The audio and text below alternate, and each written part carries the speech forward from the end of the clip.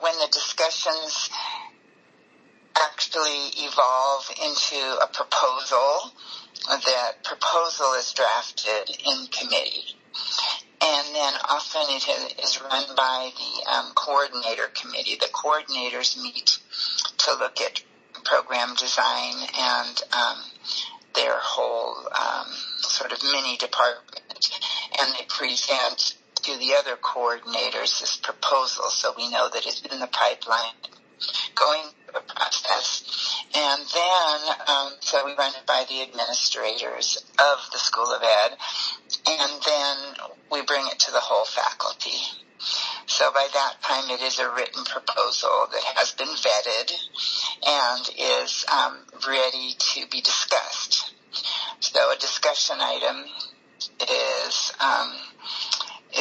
put on the faculty meeting agenda, and then people who want to weigh in do so there, or ask for more information, or suggest changes, and then we bring it back 2 weeks later for our next faculty meeting, and that is where we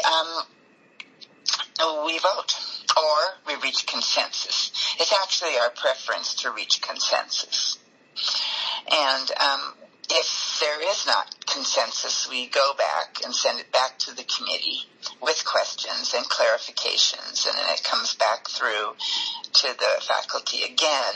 If we've tried to reach consensus and we have one or two holdouts, we then would proceed to a democracy so that we can move things forward, or else they're held up for years.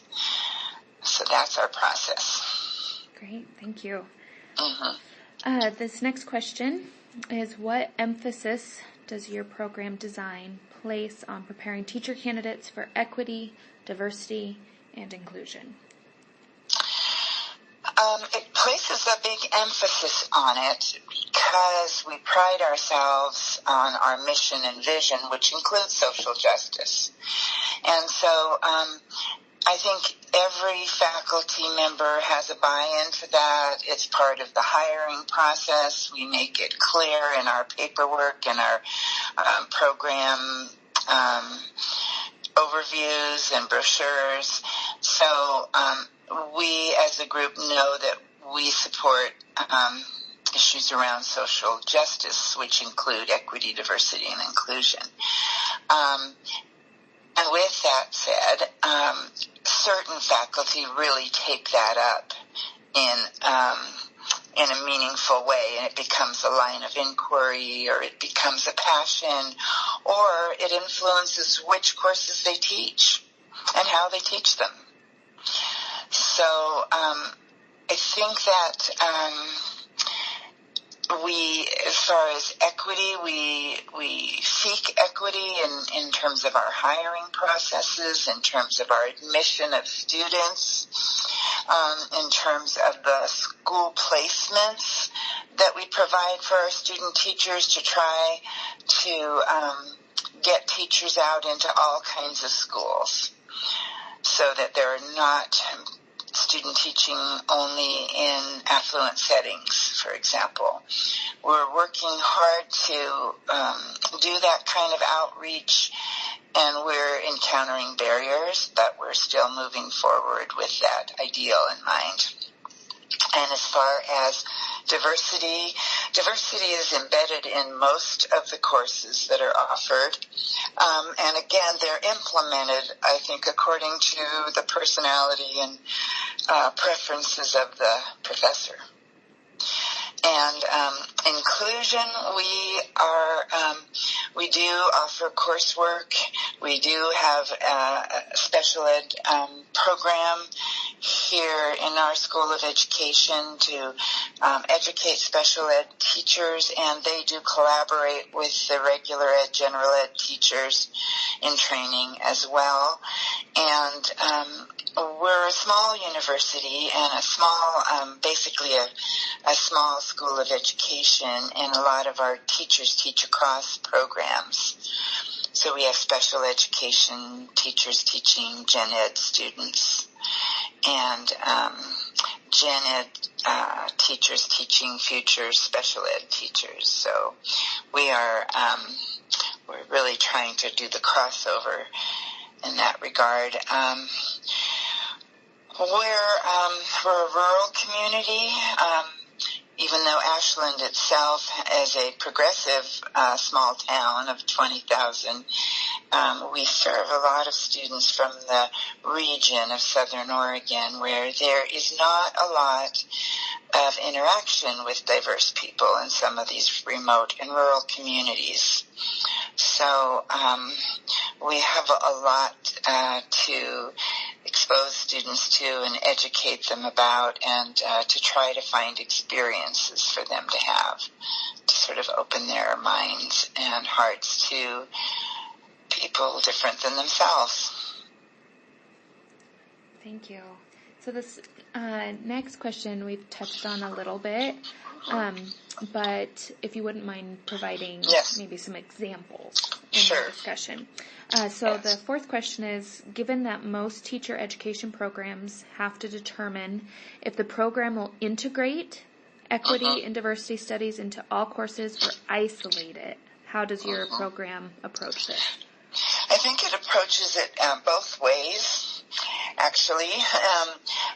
We have it as a given that all courses have the standards, the in-task standards that relate to equity and diversity in their course, at least written in their course. And most of the textbooks have chapters or partial chapters devoted to the subject. But I will say that I think that there are some professors who may defer real focus on that to the specific isolated courses that deal exclusively with those issues. So I would say that even though there is an effort to embed